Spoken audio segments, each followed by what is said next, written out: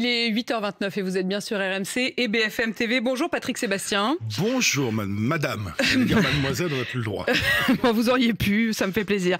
Patrick Sébastien, vous êtes évidemment animateur, chanteur, auteur de ce livre qui vient de sortir, Même pas peur, aux éditions XO. On va y revenir, vous parlez de cette société où on aimerait faire peur, dites-vous, aux gens, mais précisément, vous n'avez pas peur, vous n'avez même pas peur de la mort, dites-vous. Si, mais pas seulement. J'ai fait le tour de nos peurs, parce que les peurs sont partout.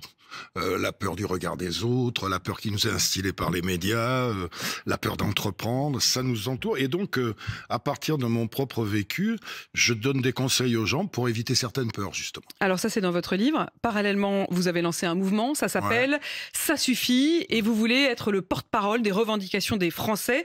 Et je vais vous dire aussi pourquoi je vous ai invité, Patrick Sébastien. Et je voudrais aussi l'expliquer à ceux qui nous écoutent et qui nous regardent. Parce que depuis des semaines, notre quotidien, notre vie politique est rythmée par des discussions sur un budget dont on ne sait même pas s'il va aboutir et s'il en restera quelque chose. Et les mots utilisés par les politiques eux-mêmes, y compris les plus sérieux, c'est cinéma, spectacle, sorcellerie, guignol. On n'est pas loin du grand cabaret. Oui. Mais au fond, vous prenez-vous la politique malgré tout au sérieux? Et je me suis dit que c'était intéressant d'avoir votre regard sur ça, sur ce qu'eux-mêmes appellent le cinéma.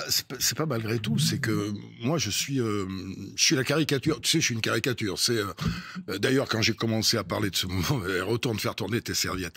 Cette sorte de mépris qu'il y a pour moi, c'est un mépris général pour toute une France qui a plus la parole, qui en a marre. Si je vous dis ça suffit, c'est parce que c'est ce que j'entends le plus autour de moi. Et je suis très légitime pour ça parce que tout mon parcours de vie, j'ai jamais lâché ces gens-là. C'est pas forcément la France la plus pauvre, c'est toute une classe moyenne qui, ça va des pauvres évidemment, jusqu'à une classe moyenne, même haute, qui n'y arrive plus, qui n'en peut plus, qui dit ça, qui regarde ce spectacle plus que désolant de ces hommes politiques. J'ai fait le comparatif avec un couple. On a l'impression de voir, c'est quelqu'un qui m'a dit ça, on a l'impression de voir des parents qui s'engueulent devant des enfants. Moi, quand j'ai eu des ruptures avec mes épouses différentes, on est passé sur notre orgueil, on est passé sur notre ego pour protéger nos enfants. Là, on a l'impression... Ils sont irresponsables ? On a l'impression que c'est leur ego. De toute façon, c'est ça, c'est leur ego, c'est leur orgueil, c'est des petites bagarres. C'est un cinéma, effectivement, tellement déconnecté des réalités, parce que tous les matins, les mecs qui se lèvent, ils vont bosser, ils sont écrasés de charges. Écrasés de charges. Jamais on a payé autant de charges. Ça, c'est un des mots qui revient parce que vous avez commencé à recevoir des mails. Et parmi ces mails, il y a cette question des charges. J'ai mis un truc en place qui est un... Il faut déjà que je précise. Je me présente à rien. C'est pour ça que je suis légitime là-dedans. Je veux pas être président de la République. Je n'ai pas les compétences. J'ai pas envie de rentrer dans ce cinéma. Justement, là, je vais continuer à faire mes spectacles parce que je vais rester au contact des gens. Mais j'ai mis une boîte mail à disposition pour que les gens m'envoient des propositions. Et donc l'idée, c'est de faire... C'est de peser. Non, c'est de prendre ces propositions, d'en garder une quarantaine d'ici les élections, de les faire étudier par des gens pour voir ce qui est réaliste et réalisable, et de faire ce que j'appelle un chantage démocratique. C'est-à-dire d'aller voir les deux qui vont rester à l'élection, et de leur dire, voilà, est-ce que vous engagez solennellement à appliquer ce que veulent les gens ? Ce que veut le peuple.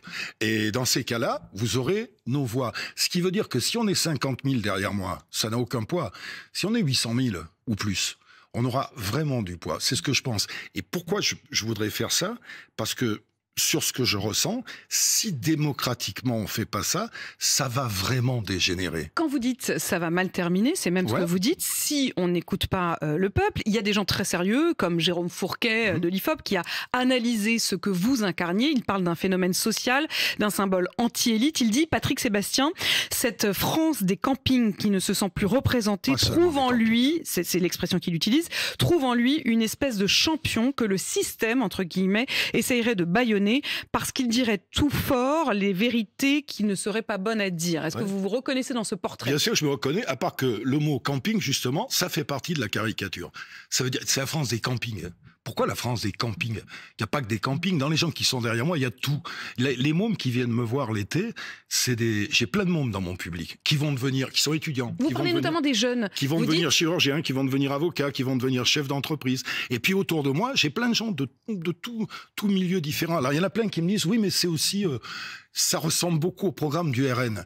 Bien sûr qu'il y a plein de choses que le RN... Il y a quand même pas mal de similitudes, on peut le dire. Il y a pas mal de similitudes, mais tu sais qui je représente aussi? Moi, je connais des familles de Maghrébins, je connais des familles d'origine africaine qui en ont, je vais être vulgaire, plein de cul, d'être stigmatisés à cause d'une minorité. Je m'attendais à ce que vous soyez vulgaire, mais pas aussi vite quand même, Patrick Sébastien. Ça ne fait que 4 minutes. D'une minorité qui sont stigmatisés. Ces gens-là, moi je les connais, ils se lèvent le matin, ils bossent, ils respectent la République, ils élèvent leurs enfants parfois bien mieux que des Français de souche peuvent les élever. Donc je représente aussi cela.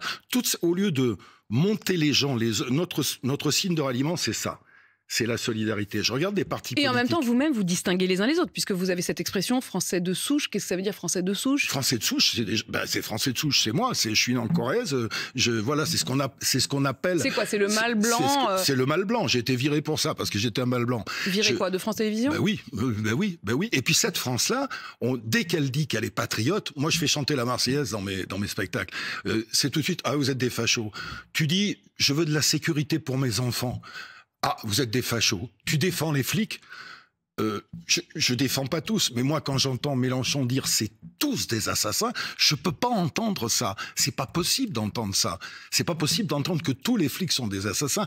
Il y a des brebis galeuses dans la police, mais on a besoin. Je fais le comparatif souvent avec mon sport, le rugby. Tu sais, le rugby, on a un arbitre. Pour moi, la police et la justice sont les arbitres de la société. Et il faut leur faire confiance. Il faut les respecter surtout. Au rugby, tu bouscules un arbitre, t'es radié à vie. Aujourd'hui, on tape sur des flics. Vous avez vu les images ce week-end, ce tuning sauvage, une gigantesque rassemblement sur un parking de Leclerc et des policiers qui ont été littéralement pris pour cible. Non, c'est pas possible. Au point de devoir même reculer. C'est pas possible. Ça veut pas dire qu'ils sont tous formidables. Mais c'est pas possible qu'on puisse caillasser des pompiers, qu'on puisse caillasser des toubibs, mais alors ok, je suis un boomer, je suis d'une vieille génération. Nous, on avait du respect pour ces gens-là.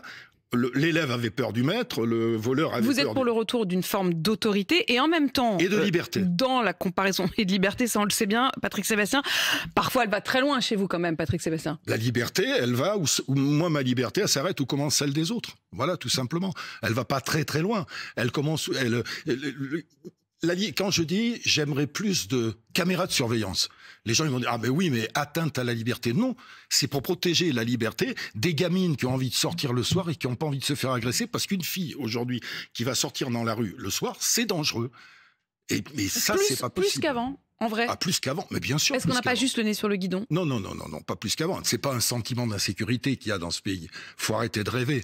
À un moment, c'est cette bagarre entre le dogme et la réalité. Tu reçois tous les jours ici des gens qui sont dans le dogme. Il y a le dogme écolo, il y a le dogme de droite, il y a le dogme d'extrême droite, d'extrême... Et il y a la réalité. Et la réalité des gens, c'est j'ai plus assez de thunes, j'ai trop de charges, ma sécurité est pas assurée. On passe pour des clowns aux yeux du monde entier aujourd'hui. Et c'est cette question-là d'ailleurs qui remonte dans les fameux mails que vous recevez. Une question aussi sur, puisque vous l'avez dit de vous-même, il y a des similitudes avec le programme du RN et en même temps, vous dites, je ne voterai pas RN. Pour l'instant, je voterai pour personne. Pour personne. Et dans ce que je propose, que la personne qu'on va soutenir éventuellement, soit de gauche, de droite, je m'en fous. Et je pense que la plupart des gens... l'abstention le prouve, s'en foutent aussi du moment qu'il y a une personne ou quelqu'un qui va faire quelque chose pour eux. La Constitution, on est élu par le peuple et pour le peuple. Et aujourd'hui, on a l'impression, pour revenir au cinéma du départ, qu'ils sont élus par le peuple et pour leur gueule. Mais c'est pour le peuple. Là, aujourd'hui, je vois mes potes agriculteurs, je les soutiens à 100% dans leur lutte contre le Mercosur. Mais évidemment. Dans ce qui revient beaucoup dans mes trucs, il y a l'Europe. Est-ce qu'on doit en sortir ou est-ce qu'on doit y rester en étant... Vous en pensez quoi, vous, Patrick Sébastien? Moi, j'en pense que soit on doit en sortir complètement, soit on ne doit plus être inféodé à toutes les normes et à toutes les commissions. Parce que ça nous bouffe. Alors, on va me parler encore une fois de préférence nationale. C'est une référence nationale. Moi, je suis fier de mon pays et j'ai pas envie... C'est difficile aujourd'hui d'exprimer ça? Moi, j'exprime parce que je m'en fous, j'ai pas peur. Il y a eu une époque, vous dites, voilà, moi j'ai été viré parce que j'étais le mâle blanc de plus de 50 ans, qu'il y avait une sorte de politiquement correct dans les médias. Pourquoi il y avait? Il y a toujours. Aujourd'hui, on peut dire qu'il y a quand même une forme de diversité des médias, des sensibilités. Oui, il y a une diversité des médias. On peut quand même dire ce qu'on veut. Il y a une diversité en oubliant. Est-ce que c'est pas une sorte de... Est-ce que c'est pas facile de dire, voilà, on est seul contre le reste du monde? Non, on n'est pas seul contre le reste du monde parce que les gens que je représente sont la majorité dans ce pays. Simplement, on leur donne plus la parole depuis longtemps. Simplement, ils sont mal représentés. Ils font des guéguerres entre eux de pouvoir. Dans les trucs que je reçois, il y a plein de gens qui vont pas être contents parce qu'on va s'attaquer à des niches. Attention, à des niches. Quels sont ce que vous voulez retenir? Vous avez dit, parmi les mails, tous ces mails, et d'ailleurs vous dites les lire, et je le crois volontiers puisque vous êtes assez précis dans ce que vous en dites. Déjà, au moins 10 000 mails reçus. Vous dites c'est surtout sur des questions de sécurité, d'immigration, de charges. On parle beaucoup l'Europe. Et du gaspillage d'État. Parce que jamais, donc, on a payé autant de charges et jamais les services publics qui sont que c'est censé nourrir ont aussi mal marché. Donc, c'est que le pognon, c'est où passe le pognon. Ce que me disent les gens, où passe le pognon? J'ai reçu plein de trucs. L'argent qu'on donne à l'étranger pour aider d'autres pays qui devraient plutôt revenir à nous. La différence entre le brut et le net sur un salaire, c'est tout bête, c'est la réalité. Ça, ils veulent que ça change. Vraiment. Il y a des institutions, j'ai reçu beaucoup de choses où les gens me disent, est-ce que des régions et des départements sont essentiels? Est-ce qu'il ne faut pas supprimer un des deux échelons? Est-ce qu'on ne doit pas redonner? Moi, je serais pour redonner plus de pouvoir aux maires et aux préfets. Oh, là-dessus, vous êtes plutôt d'accord avec un Jean-Louis Borloo, par exemple? Oui, aux maires et aux préfets, parce que j'ai même des amis élus moi, je voudrais qu'on revienne aux députés maires, parce qu'au moins, ils sont sur le terrain. Et ces députés maires, ils s'en foutent même. Donc le non-cumul, c'était une bêtise? Non. Oui, pour moi, oui. Cumul des mandats, mais pas forcément cumul des salaires. Ce qui était déjà le cas. Hein. En réalité, ils ne cumulaient pas les salaires. Et ils sont d'accord. Et puis, il y a plein de gens qui me disent, il y a trop de députés. Il y a des départements, je crois, où il y en a 20 députés. Est-ce que vous êtes écolo? Vous parliez tout à l'heure de la question des dogmes. Est-ce que vous êtes écolo? Évidemment. Moi, ce qui me gêne dans l'écologie, c'est que ce soit de gauche. Ça veut dire l'écologie est de gauche aujourd'hui. Ça veut dire que tous les gens de droite ont envie que la planète se plante, ont envie que leurs gosses meurent de ça. Non. L'écologie, il faut un ministère de l'écologie, évidemment. Mais il ne faut pas que ce soit une dictature. Quel est, à vos yeux, aujourd'hui, Patrick Sébastien, le plus grand péril pour la France, la plus grande menace? La plus grande menace, c'est que ça reste en l'état. Et depuis, regarde, toi qui observes depuis des mois là, ils se battent là-haut et en bas, ça a changé quoi? Rien. Le plus grand péril, c'est ça. Ce qu'il faut faire pour cette prochaine élection, faut renverser la table. Faut pas se contenter de changer la nappe, parce que c'est ce qu'on a fait là aux dernières élections. On a changé la nappe, mais la table est restée la même. Faut la bousculer la table, parce que si nous on la bouscule pas aujourd'hui, c'est le plus grand péril qui nous guette, c'est que ça va mal se terminer. Les gens vont vraiment se mettre en colère. Il y a des partis. Quel regard est-ce que ceux qui vous écrivent, mais aussi vous portez sur les différents partis? Est-ce que vous considérez aujourd'hui qu'un affrontement RN-LFI est inéluctable? Pas forcément. Il y a peut-être une autre voie. Laquelle?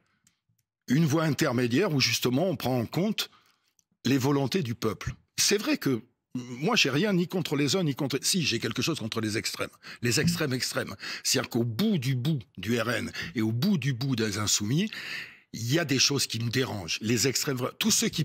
Ça veut dire que pour vous, RN et LFI ne sont pas les extrêmes. Il y a des extrêmes plus loin que... Voilà. RN et LFI... Il y a ces choses, ils sont dans leur conviction à fond.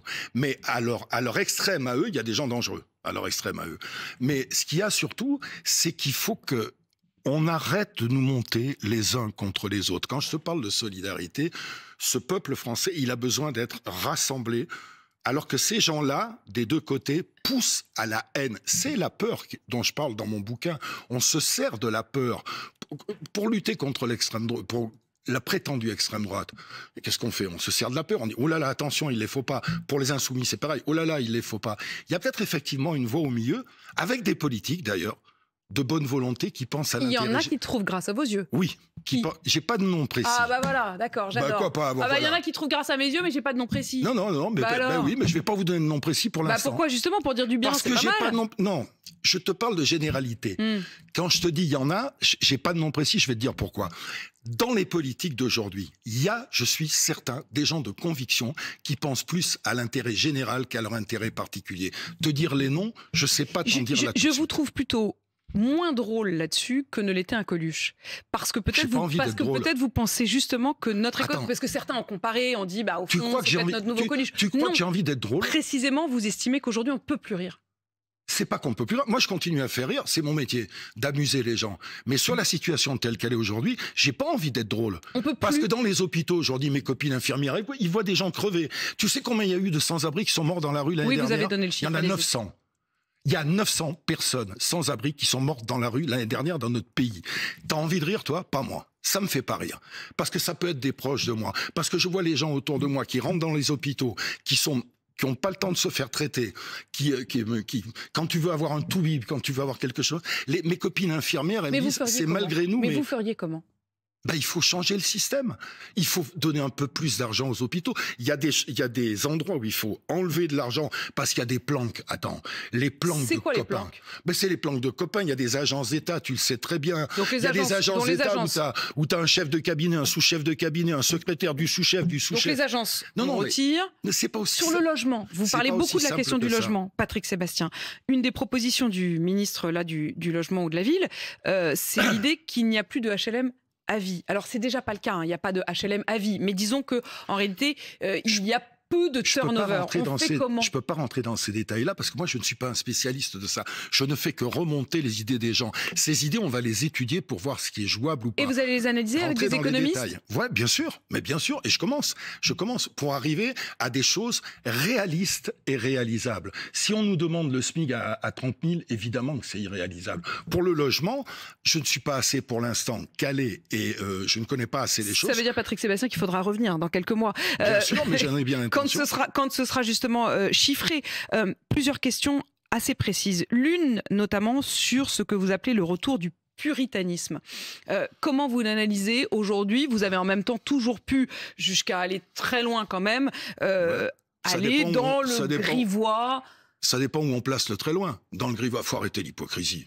Arrêtons l'hypocrisie. Alors allons-y. Tu as des enfants, non? Oui. Ils ont des téléphones? Oui. Va faire un tour sur les téléphones, tu vas voir ce qu'il y a. Je sais bien que sur c'est les pas téléphones, forcément... il y a quoi? Les gamins, ils sont quoi sur les téléphones? Ça veut dire quoi? Est-ce qu'il faut les en protéger?